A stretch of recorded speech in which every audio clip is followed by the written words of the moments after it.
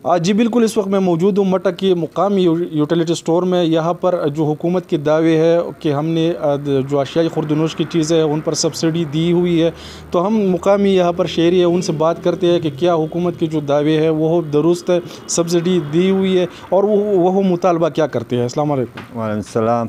जी बिल्कुल, यहाँ पर जो है यूटिलिटी स्टोर में जो है हर चीज़ जो है उस पर सब्सिडी दी गई है, और जो चीज़ है वो काफ़ी सस्ती है। अभी ये 5 किलो का जो तेल है तकरीबन 340 रुपये मिलता है, बाज़ार में तकरीबन 430 रुपये का है। और ये घी भी 170 रुपये फ़ी किलो मिल रहा है, और बाज़ार में इस तरह 220 रुपये यह किलो है। यहाँ पर दूसरी बात यह है कि हमारे लोग यहाँ पर ज़्यादातर गरीब लोग हैं, उनको ज़्यादातर आटे की ज़रूरत होती है, चीनी घी वगैरह। तो हुकूमत यही करे कि वो जो आटा है वो यहाँ पर जो स्टोर में अवेलेबल ज़्यादातर है नहीं, तो ऐसा करे कि यार यहाँ पर आटा मौजूद हो तो हर गरीब आदमी अगर शाम को जाए या 1-2 दिन में आए और उसको आटा मिले।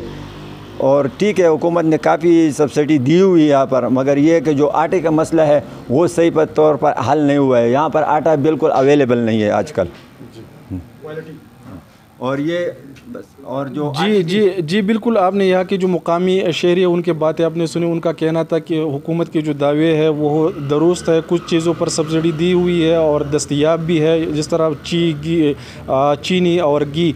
लेकिन आटे की उन्होंने बात की, तो हुकूमत को चाहिए कि वो यकीनी तौर पर तमाम यूटिलिटी स्टोर को आटा फराहम करे और मयारी आटा फराहम करे, ताकि लोगों को, गरीब आवाम को रिलीफ मिल सके। जी।